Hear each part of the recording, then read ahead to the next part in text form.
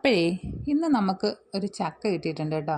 അപ്പോൾ ആ ചക്ക നമ്മളിന്ന് വെട്ടിയെടുക്കാൻ പോകണേ. ആദ്യമേ തന്നെ ഇതാ കത്തിയിലേക്ക് നല്ലോണം എണ്ണയൊക്കെ തേച്ച് കൊടുക്കുന്നുണ്ട് കേട്ടോ.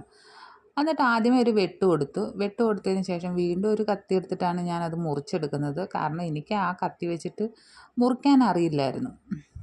പിന്നെ ചക്ക വെട്ടുന്ന രീതികളും അത് വെട്ടാനായ ഈസി ആയിട്ടുള്ള മെത്തേഡും ഒക്കെ ഓരോരുത്തർ കാണിക്കുന്നുണ്ട്. പക്ഷേ എനിക്കതൊന്നും പോസിബിൾ അല്ല. ഞാൻ എന്തായാലും ഈ കത്തി വെച്ചിട്ട് ഇങ്ങനെ തന്നെ മുറിച്ചെടുത്തു. എന്നിട്ട് അതിൻ്റെ ഒരു പീസ് ഞാൻ ആദ്യമേ മാറ്റി വെച്ചേ.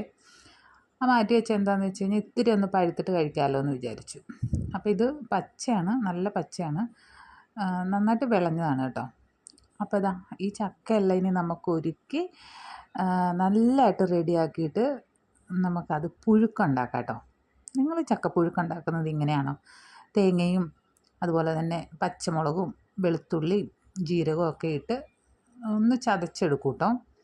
മിക്സിയിലാകുമ്പോൾ ഒന്ന് ഒരു ഒറ്റ കറങ്ങിയാൽ മതി. അപ്പോൾ അതിന് ശേഷം നമുക്കത് കുറച്ച് വെള്ളം ഒഴിച്ചിട്ടാണ് നമ്മളത് വേവിച്ചെടുക്കുന്നത്. ഒരുപാട് വെള്ളമൊന്നും ഒഴിക്കില്ല കേട്ടോ. എന്നിട്ട് അതിട്ട് നന്നായിട്ട് ഇളക്കിയെടുക്കുവേ. അങ്ങനെയാണ് നമ്മളിവിടെ പുഴുക്കുണ്ടാക്കുന്നത്. അപ്പോൾ നമ്മളിതാ ഈ ചക്കയൊക്കെ ഇങ്ങനെ ഒരുക്കിയെടുക്കുമ്പോൾ ഇതിൻ്റെ ഒരു ഭാഗവും നമ്മൾ കളയേണ്ടതില്ല. ആ കരിന്തൊലി മാത്രമേ നമുക്ക് കളയേണ്ടതായിട്ടുള്ളൂ. പച്ച കളറിലുള്ള കരിന്തൊലി മാത്രമേ കളയേണ്ടതായിട്ടുള്ളൂ. പക്ഷേ എന്തായാലും നമുക്കിനിയിപ്പോൾ ഇതെല്ലാം എടുക്കാൻ പറ്റില്ല. അതുകൊണ്ട് ഇപ്പോൾ അതെല്ലാം കളയുവാണേ. പിന്നെ അതിനകത്ത് കുരു എടുക്കുന്നുണ്ട് കേട്ടോ.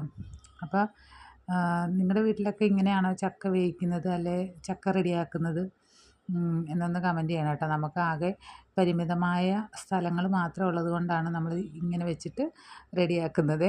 എന്താണെന്ന് വെച്ച് കഴിഞ്ഞാൽ വേസ്റ്റൊക്കെ കളയാൻ ഭയങ്കര ബുദ്ധിമുട്ടാണ് കേട്ടോ. അതുകൊണ്ടാണ് ഞാൻ പറഞ്ഞത്. അപ്പോൾ അങ്ങനെ സൗകര്യങ്ങളുള്ളവർ അതനുസരിച്ചിട്ട് ചെയ്യാറുണ്ടെന്ന് എനിക്കറിയാം. നമ്മളും അങ്ങനെയൊക്കെ ആയിരുന്നു ജീവിച്ചിരുന്നത്. പക്ഷേ ഇപ്പോൾ എന്തായാലും ഇങ്ങനെയാണ്. അപ്പോൾ അതാ ചക്കയെല്ലാം വെട്ടി കഴിഞ്ഞിട്ടുണ്ട്. ഇനി ഞാനിതുകൊണ്ട് പുഴുങ്ങി കഴിക്കട്ടെ കേട്ടോ. അപ്പോൾ കഴിക്കുന്നതിന് മുന്നേ ഇത് അരിയണം കേട്ടോ. അതായത് അത് അങ്ങനെയാണ് ഞങ്ങളുടെ നാട്ടിലെല്ലാ ആളുകളും ഇതാ ഇതുപോലെ ഇങ്ങനെ കുത്തിയിരുന്ന് വെച്ച് ഇങ്ങനെ ചക്ക അതെല്ലാം പൊളിച്ച് റെഡിയാക്കിയിട്ട് ഇതുപോലെ അരിഞ്ഞെടുത്തിട്ടാണ് നമ്മളിത് റെഡിയാക്കാൻ പോകുന്നത്. അപ്പോൾ ഇതാ കണ്ടോ, പെട്ടെന്ന് തന്നെ ഞാനിത് എല്ലാം റെഡിയാക്കി വെക്കുക. ഞാൻ റെഡിയാക്കിക്കൊണ്ടിരുന്നപ്പോഴാണ് കാപ്പിയൊക്കെ ആയിട്ട് വന്നത്. അപ്പോൾ കാപ്പിയൊക്കെ കുടിച്ചിട്ട് ചക്ക റെഡിയാക്കിയേ.